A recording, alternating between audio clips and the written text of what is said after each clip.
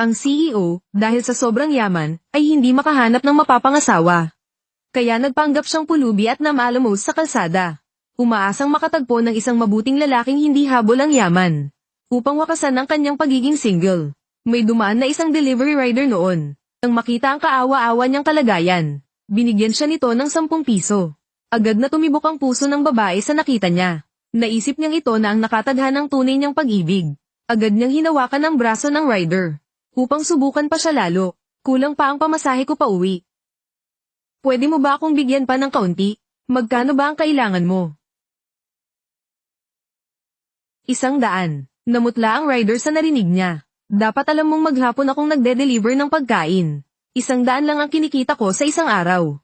Pero nang makita ang kaawa-awang hitsura ng babae, lamambat pa rin ang puso niya. Ibinigay niya ang huling 100 piso niya rito. Kinuha ng babae ang pera at sinabing hindi niya ito pwedeng tanggapin ng libre. At sinabi niya sa rider, na kung may kailangan siya balang araw, huwag mag-atubiling humingi ng tulong. Nakita ng rider kung gaano siya kahirap.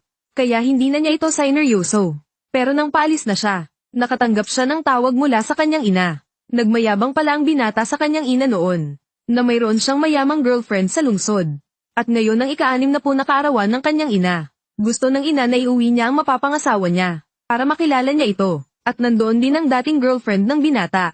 Kung hindi siya mag-uuwi ng girlfriend ngayon, kailangan niyang makipagbalikan at magpakasal sa kanyang ex. Pagkatapos nito, ibinaba na ng ina ang telepono. Sa totoo lang, matagal nang diring-diri ang binata sa kanyang ex na mukhang pera. Noong hindi na niya alam ang gagawin, bigla niyang naalala ang pulubing ito. Sinabi nitong handa itong tumulong kanina. Kaya nakiusap siyang magpanggap itong girlfriend niya pansamantala, upang may maiharap siya sa kanyang ina. At dahil may gusto na ang babae kay Xiaohu, hindi na siya nag-atubiling pumayag. Para maging mas kapani-paniwala ang lahat, dinala ng binata ang babae sa mall para ibili ng damit. Pero nang matapos magbihis, ang babae at lumabas ng fitting room, natigilan ng binata sa kanyang kinatatayuan. Hindi niya akalain na ang pulubing nakita niya sa kalsada ay mas maganda pa sa pinakamagandang babae sa kanilang baryo. Pagkatapos nito, sumakay silang dalawa sa traktora pauwi sa probinsya ng binata, upang hindi mabuko ang babae. Paulit-ulit na pinaalalahanan ng binata ang babae tungkol sa kanyang gagampanang papel, na isa siyang bilyonaryong babaeng CEO. Pero marunong din dapat siyang magkatay ng baboy at tupa. Tumango naman ang babae at sumang-ayon. Nang makauwi silang dalawa ng magkahawak kamay, hindi na mapawi ang ngiti sa labi ng kanyang ina. Agad nitong kinausap ang babae at tinanong ng kung ano-ano. Nabalitaan ko na nagsasama na raw kayo ng aming yang-yang. Totoo ba iyon? Nay. Maraming kamag-anak ang nandito. Nahihiya rin ang bata. Ha ha ha. Maya-maya pa, dumating din ang unang pag-ibig ng binata.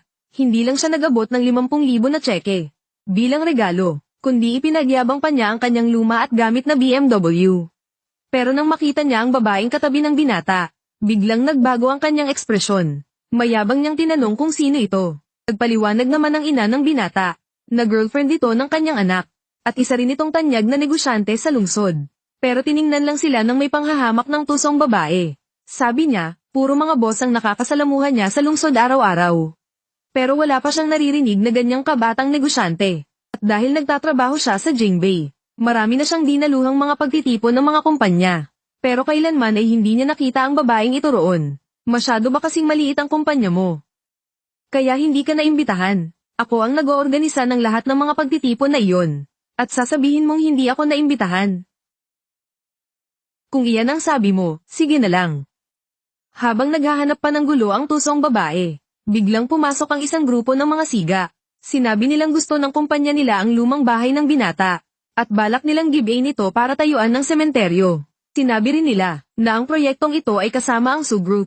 Alam ng ina ng binata na wala silang laban sa kapangyarihan ng Su-group, kaya nakiusap siya sa tusong babae na tulungan silang makiusap. Napilitan naman ang babae, at napilitang pumayag kahit labag sa loob. Huminga ako ng malalim.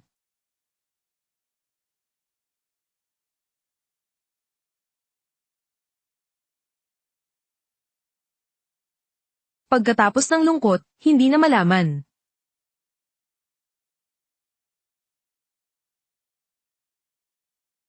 Noong sisimulan na ng mga siga ang paggiba, sinigawan sila ng babae para patigilin. At sinabi niyang siya ang chairman ng Su-group. Kung ayaw ninyong mamatay, lumayas na kayo. Nagulat ang lahat at natigilan sa narinig nila. Pero biglang sumingit ang tusong babae para hiyain siya. Sabi niya, ang chairman ng Su Group ang pinakamayamang tao sa Jingbei. Paanong magkakagusto ang bilyonaryo sa isang mahirap na taga-probinsya? Akala rin ng binata na nagbibiro lang ang babae. Kaya pinagsabihan niya itong huwag nang magpanggap. Hindi na nagpaliwanag pa ang babae. Tahimik lang niyang inilabas ang kanyang telepono. At tinawagan ang amo ng mga siga. Du Chunyang, sino ang nagbigay sa iyo ng lakas ng loob? Para gibay ng bahay ng biyenan ko. Ano bang pinagsasabi mo? Wala akong kinalaman dyan. Narito ang mga tauhan mo sa harap ko. Alam mo na ang dapat mong sabihin. Hindi mo na kailangan ng turo ko, di ba? Xiao Hao, ang lakas ng loob mo. Lumuhod ka agad at humingi ng tawad sa Chairman Su.